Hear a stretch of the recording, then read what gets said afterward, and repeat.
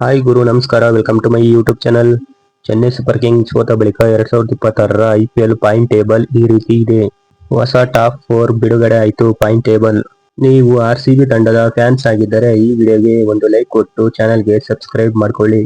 ನಿನ್ನೆ ನಡೆದ IPL 2026ರ 7ನೇ ಮ್ಯಾಚ್ MA ಚಿದಂಬರಂ ಸ್ಟೇಡಿಯಂನಲ್ಲಿ CSK ಹಾಗೂ ಪಂಜಾಬ್ ಮುಖಾಮುಖಿಯಾಗಿದ್ದವು.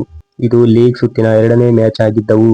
ಈ ಮ್ಯಾಚಲ್ಲಿ ಪಂಜಾಬ್ ತಂಡ 5 ವಿಕೆಟ್ಗಳ ಭರ್ಜರಿ ಗೆಲುವು ದಾಖಲಿಸುವ ಮುಖಾಂತರ ಲೀಗ್ ಅಲ್ಲಿ ಸತತ 2ನೇ ಬಾರಿ ಜಯಗಳಿಸಿದರೆ, ಅತ್ತ ಹೀನಾಯ ಸೋಲಿನೊಂದಿಗೆ ಚೆನ್ನೈ ತಂಡ ಬ್ಯಾಕ್ ಟು ಬ್ಯಾಕ್ ಸೋಲನ್ನು ಎದುರಿಸಿತು.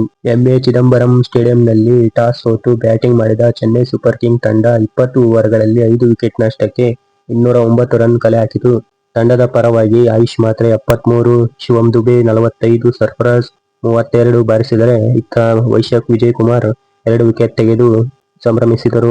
ಈ ಟಾರ್ಗೆಟ್ನ ಬೆನ್ನಟ್ಟಿದಂತಹ ಪಂಜಾಬ್ ತಂಡದ ಪರ ಶ್ರೇಯಸ್ ಅಯ್ಯರ್ 50, ಪ್ರಭ್ ಸಿಮ್ರನ್ ಸಿಂಗ್ 43, ಪ್ರಿಯಾಂಶ್ ಆರ್ಯ 39 ರನ್ ಬಾರಿಸಿ ಪಂಜಾಬ್ ತಂಡ ಈ ಟಾರ್ಗೆಟ್ನ 18.4 ಓವರ್ಗಳಲ್ಲಿ 5 ವಿಕೆಟ್ಗಳು ಕಳೆದುಕೊಂಡು ಚೇಸ್ ಮಾಡಿತು.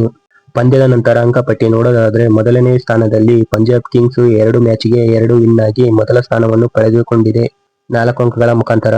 2ನೇ ಸ್ಥಾನ ರಾಜಸ್ಥಾನ್ ರಾಯಲ್ಸ್, 3ನೇ ಸ್ಥಾನ ರಾಯಲ್ ಚಾಲೆಂಜರ್ಸ್ ಬೆಂಗಳೂರು, 4ನೇದಾಗಿ ಡೆಲ್ಲಿ ಕ್ಯಾಪಿಟಲ್, 5ನೇ ಸ್ಥಾನ ಮುಂಬೈ ಇಂಡಿಯನ್ಸ್, 6ನೇ ಸ್ಥಾನ ಸನ್ರೈಸರ್ ಹೈದರಾಬಾದ್, 7ನೇ ಸ್ಥಾನ ಗುಜರಾತ್ ಟೈಟನ್ಸ್, 8ನೇ ಸ್ಥಾನ ಲಕ್ನೋ ಸೂಪರ್ ಜೈಂಟ್ಸ್, 9ನೇ ಸ್ಥಾನ ಕೋಲ್ಕತ್ತಾ ನೈಟ್ ರೈಡರ್ಸ್, 10ನೇ ಸ್ಥಾನ ಚೆನ್ನೈ ಸೂಪರ್ ಕಿಂಗ್ಸ್.